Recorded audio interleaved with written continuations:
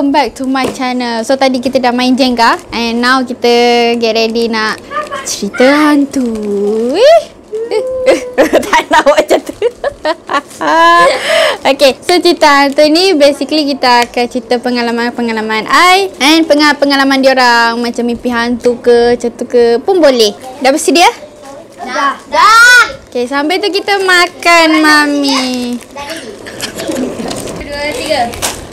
Assalamualaikum. Pengalaman yang ingin saya ceritakan ini berlaku kira-kira 10 tahun yang lalu. Pada waktu itu, saya baru sahaja berumur 11 tahun. Kami sekeluarga tinggal di Johor. Di Johor, di sebuah rumah teras 2 tingkat. Rumah itu telah dibeli oleh ayah. Pada mulanya, rumah yang kami diami ini sememangnya agak keras. Mungkin kerana rumah itu sudah lama dibiarkan kosong. Macam-macam perkara yang sering terjadi dalam rumah yang kami diami itu. Walaupun saya baru berumur 11 tahun, tetapi setiap kejadian aneh yang berlaku, saya pasti akan mengingatinya. Kejadian aneh yang saya katakan antaranya dialami oleh adik saya yang berumur 5 tahun. Pada waktu itu, dia ingin ke tingkat atas di biliknya selepas dia mandi.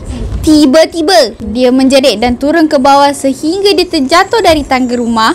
Ketika tu, ibu dengan ayah sedang bekerja. Nenek saya yang melihat adik dalam ketakutan segera bertanya, "Kenapa adik menjerit tadi?" Kenapa? Kenapa? Jangan tangkap banyak sangat. Tak jadi seram. Kenapa adik menjerit tadi? Turun tangga pun sampai terjatuh. Lalu adik menjawab, "Nek, adik nampak hantu. Badan dia besar, banyak bulu, mata dia merah. Adik takut, Nek." Mungkin hantu yang dikatakan adik itu adalah lembaga yang berbulu dan bermata merah. Seorang adik kecil memang dapat melihat benda halus. Saya yakin adik tidak pernah berbohong. Betul lah, budak-budak dia jarang bohong. Betul tak? Betul. Saya setuju. Dari hari itu, bukan kejadian itu saja yang berlaku. Malah, kali ni lebih menyeramkan. Pada waktu jam 6.30 petang, saya merasakan badan saya agak lemah dan sakit kepala. Saya terus baring di sofa ruang tamu sambil memejamkan mata dan tidur-tidur ayam. Saya dapat mendengarkan ibu, pakcik dan makcik saya baru pulang dari tempat kerja pada 7 malam. Pada waktu saya baring itu, di sofa itu, pakcik saya mengadu lehernya sakit dan minta nenek saya urutkan lehernya. Sedangkan nenek saya urut leher pakcik saya. Tiba-tiba pakcik saya tu ketawa. Katanya geli seperti lehernya digeletek oleh nenek. Nenek yang tahu serba sedikit untuk menghalau makhluk-makhluk halus ini segera membaca ayat-ayat suci Al-Quran. Pada masa yang sama, ibu saya tiba-tiba menunjukkan jari ke arah nenek sambil ketawa mengilai-ngilai. Apakah itu? Makcik saya yang berada di situ seperti dirasuk dan seakan-akan ada orang mencekik lehernya sambil menarik sesuatu di lehernya dan seakan-akan sesak nafas, dan makcik saya menarik tali yang ada di lehernya. Tetapi tiada tali yang terikat di lehernya. So basically, pakcik dia kena, mak dia kena, makcik dia pun kena. 3 orang sekaligus. Kami dirasuk seorang demi seorang. Dan waktu saya sedang mencekik diri saya, dia pun kena lah. Kami dirasuk seorang demi seorang dan waktu itu saya sedang mencekik diri sendiri sambil menangis sekuat hati. Dia tengah cekik diri dia sendiri. Tetapi pada masa tu saya tidak sedarkan diri. Adik dan kakak saya yang lain yang menceritakan keadaan saya pada waktu saya dirasuk oleh makhluk halus itu. Pada waktu kami dirasuk, seakan-akan ada benda yang memasuki tubuh kami. Rupa-rupanya keadaan badan saya lemah pada waktu petang itu kerana ada benda sudah mula masuk. Sebab tu dia lemah, dia tak bermaya je. Nasib baiklah nenek saya tahu cara untuk menghalau benda yang tidak nampak oleh mata kasar manusia. Sejak dari itu, kami sekeluarga berpindah ke rumah lain dan menyewakan rumah itu. Ini adalah pengalaman yang benar-benar berlaku pada dalam hidup saya. So, that's all. Oh, biarlah. Dia nak dengar. Takut. Tak. Tak ada apa. Takut. Kita jangan takut dengan benda tu. Kita kena berani. Betul? Kita kena takut dengan Tuhan. Oh, betul. Tak ada apa. Katanya. Kalau masa zaman Nabi, cicak tu jahat. Tu je, tak ada apa pun. Pengalaman kakak.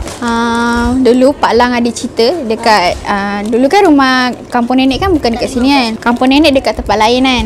Dulu Pak Lang cerita dia nak balik kerja. Itu bukan pengalaman kakak lah, tapi Pak Lang yang cerita. Pak Lang cerita dia nak balik kerja, dia depan surau, dia tegur dia dah. Pak Lang dah ada sampai depan rumah dah. Dulu kan rumah nenek kan lain. Ada rumah kayu kan. And then Pak Lang nampak orang dekat dekat surau tu, depan surau. Lepas tu orang tu macam pakai tengah sorong barang, tengah sorong macam tu. Pak Alang tegur lah, "Kak nak ke mana?" Pak Alang tegur, "Malam, tak ada orang."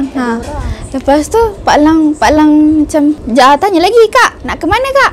Orang tu senyap je macam ni. Sekali Pak Alang tengok kaki dia, tak ada kaki. Pak Alang terus masuk. Okey, masa ni dekat rumah section 7 kakak yang lama. Yang lama tu korang baby lagi masa tu. Kakak pun kecil lagi. Lepas tu masa tu kakak baru baca, masa tu kan tak ada telefon kan. Semua dekat komputer. Kakak baru baca cerita pasal hantu Kom-Kom. Orang cakap dalam cerita tu, time maghrib jangan keluar sebab dia ada. Lepas tu jangan keluar time maghrib. Kalau tak nak keluar time maghrib, okay? Lagipun tak ada pun benda tu. Kalau dia bagi salam, jangan tegur. Dia bagi salam macam ni lah, "Assalamualaikum, Kom." Sebab tu lah hantu Kom-Kom. Kakak pula tiba-tiba lupa pasal cerita tu. Mama suruh pergi ambil kain dekat luar. Kakak ambil kain dekat luar. Kakak tak tahu tak ada orang kat luar. Kakak tengok tak ada orang, kakak pun keluar lah. Kakak pun macam lupa je. Tiba-tiba kakak nak ambil tu, "Assalamualaikum." Tapi tak ada kom lah. Kakak lupa pasal tu. Lepas tu kakak terus lari masuk melutut depan kaki mama. Lepas tu mama cakap, "Ni kenapa?" Rupa-rupanya Pak Anak dekat luar. Pak Anak dekat luar. Pak Anak pun takut. Pak Anak masuk, "Kenapa kami?" Okay, kakak cerita Kalau nak dengar yang full, tengok dekat YouTube lah. Kalau berani. Takut. Okay, masa ni kakak baru balik dari Penang ke Langkawi tah. Time tu maghrib. Kakak dengan kawan-kawan kakak semua tengah lepak dalam bilik kakak. Dalam bilik kakak ada yang setengah dekat luar, ada yang setengah dalam bilik kakak. Tengah bincang lepas ni nak kerja dekat mana apa semua kan.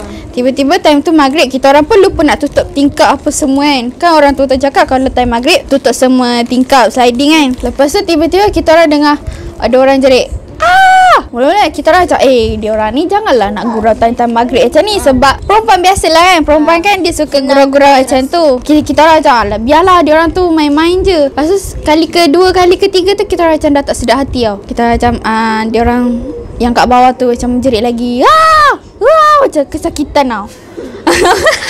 Macam kesakitan. Lepas tu kita orang keluar dekat balcony, ada tempat gantung baju nak kering tu. Kita orang keluar ke situ, kita orang tengok setiap blok Lepas tu blok lain depan kita orang tu semua tunjuk dekat bawah tu, dekat bawah. Maksudnya dekat bawah tu, dekat bawah rumah kita orang lah. Kakak duduk tingkat 2. Yang bawah, tingkat bawah ni yang kena rasuk. Kita orang tutup semua sliding apa ni semua dengar lagi orang menjerit macam tu. Lepas tu tiba-tiba kakak dengar ada orang ketuk pintu. Macam tu. Macam tu. Kita orang nak minta tolong ni, boleh tak? Tolonglah. Lepas tu kawan kakak Mia, dia cakap, "Kenapa nak tolong apa Lepas tu dia macam ni lagi, "Tolonglah." Lepas tu kita orang macam kakak dah tak sedar hati. Kakak cakap, "Mia, tak payahlah Mia, diam je. Tak payah cakap apa-apa." Bila kita orang dah senyap tu dia, tak nak tolong lah. Dia macam tahu je.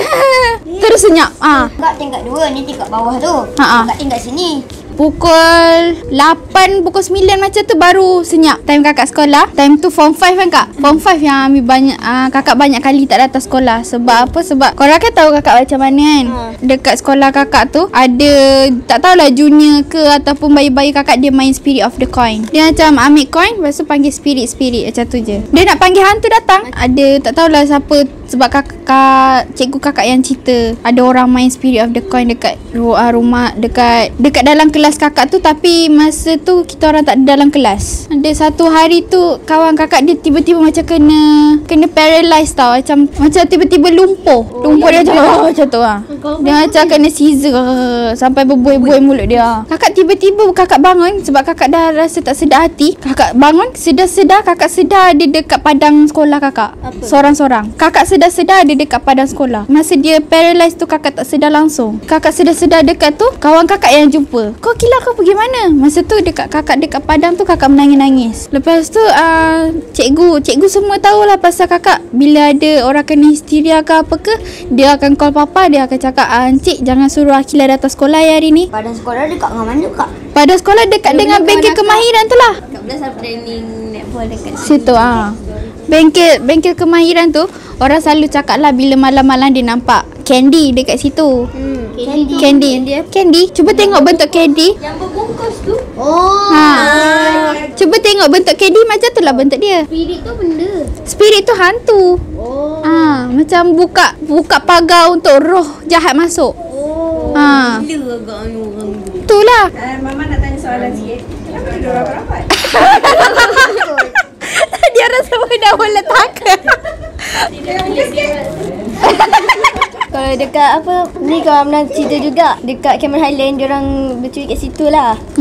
Main rombongan sekolah kan. Lepas tu masa tu kawan Mena bocor dekat katil tu. Macam kawan Mena cakap dekat tengah-tengah tu, dekat tempat diorang duduk tu, sebab kat sini ada katil 2 tingkat. Lepas tu kat tengah-tengah tu macam ada benda. Dia marah sebab hantu tu, macam dia marah sebab apa Benda tu ada, kotor.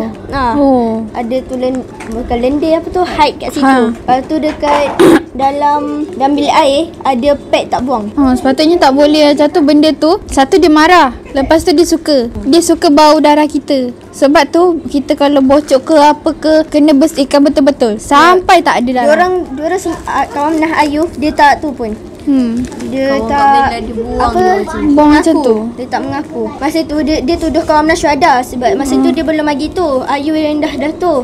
Lepas tu masa tu lepas dah tu syuhada bukan kena tu, syuhada kena haid. Lepas tu dia tuduh syuhada. Takkan tak ada kesan kau kat katil. Ada kesan lah. Ada kesan, tapi tak ada kesan siapa tuannya. Sebab masa tu 2 orang kan kena. Ayu yang duduk situ dulu. Sebab tu lah dia tuduh syuhada. So tu pengalaman kakak. Pengalaman orang? Mana dah tadi? Pengalaman orang? Ayat pula. Mula-mula kes ni jadi time kat sekolah, pergi camp. Lepas tu ada seorang tu malam-malam dia main ikat-ikat Ada satu macam jaket, lepas tu dia ambil jaket yang dia bawa lepas tu dia ambil, lepas tu dia pakai, dia buat macam pocong, lepas tu dia lompat-lompat, lepas tu kena marah dengan ustaz. Lepas tu ramai yang takut nak pergi tandas, lepas tu pergi ramai-ramai. Tiba-tiba tengok kat pokok pisang tu, mula-mula seorang nampak, lepas tu ramai-ramai nampak. Lepas tu tengok dekat pokok pisang tu nampak macam kepala. Lepas tu semua lari, lepas tu panggil ustaz datang, tengok dah tak ada. So tu je lah pengalaman kita ke. Itu sahaja dari saya dan budak-budak yang penakut ni. Tak ada apa pun. Kalau kita tak kacau dia pun tak kacau kita. Betul-betul. Kita perlu takut pada Allah. Kalau kita tak kacau dia pun tak kacau kita.